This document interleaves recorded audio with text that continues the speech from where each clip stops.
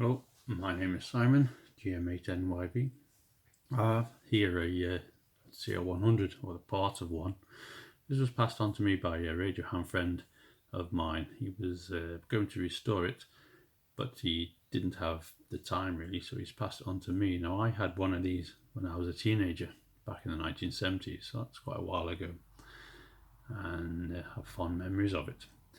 Anyway, I thought I'd do a repair on this one, but on further inspection I discovered I'm going to have to do a complete refurbishment of it, renovation really. So that's what I've decided to do. Anyway, the CR100, made by the Marconi wireless telegraphy company, made in the late 30s, early 40s. It was designed by a chap called Eric Zeppler. He came over from Germany in 1935 to work for Marconi. He also designed a few other Marconi receivers, some classic ones, or he had part to play in them. That's a bit about the history of it. This particular example hasn't fared too well. It's got a lot of components that have gone out of tolerance. A lot of capacitors have leaked, and a lot of the cables that have corroded. First of all, the front panel here, as you can see, it's been removed. I'll try and move the camera in a little bit and have a look at it. This one here is marked with a D, or W and a number and then a D, and that was a modification done by Hatfield, and the modification in particular is this RIS input, which was the radar interference suppression. Another modification done to this, an official modification, was the addition of a noise limiter. I don't know what's going on here, but you can see here noise limiter, and then right through the middle of the word the big hole drilled in it, and that's where this little switch went in. So I don't know really what happened there. Okay, that's the front panel that's been removed. I'll need cleaning up. And this is the main chassis here that you can see. I shall pan this over the top and get an aerial view. Not too bad inside. I've seen better examples, but you get an idea of the inside of it. And you see the transformer there. I just gave that a quick rub with a damp cloth, but you can see how black it is. Right, a quick look on the inside. Now the inside, this thing's quite heavy. With the case and the chassis, they weigh about 30 kilos.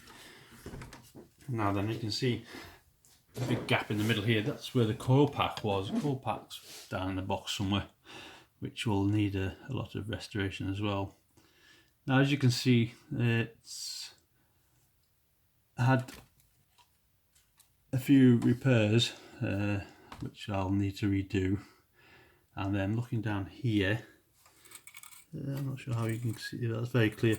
There's a typical example of the wiring. It's rubber insulated and it's all gone hard and cracked, and then obviously it's perished and started to flake apart, and a lot of these are the same. Some of the coaxes aren't very good either. Right, one example is this capacitor here.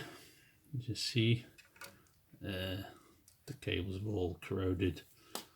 A lot of them are leaky electrically, so they're going to be replaced. One trick I'll show in a future video is how I'm going to replace these. I'm going to use modern components throughout. I'm not going to change the design. These components cases I'm going to reuse, but put modern components inside. As for the resistors, which you'll see down here, they're around about half watt resistors, so I'm going to use modern components as well. Another two resistors that are very high wattage ones, and they seem to have burnt. Now, I've come across this before, and I think it was a modification that was gone wrong because it was burnt the cable there. Now I need to find out why those resistors were burning. Now I've started already. I've done two boards. The two boards, there's one goes in the top here, and I've actually put new components on apart from this big resistor here. Now so I'm just waiting to get a high wattage resistor for that one. The microcapacitor is okay. I'm going to use that as it is.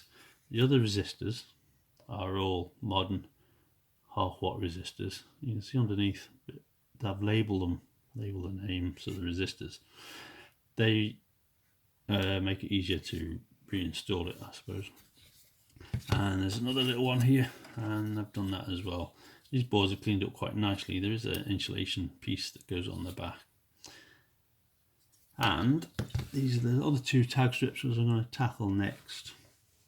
But basically I'm going to strip the whole thing down to just a bare chassis, clean the chassis up, and then reassemble it. Hopefully make a good job of it. Right, that's it for the first video. I'll make a few more as I go along, and the techniques I'm using. Thank you.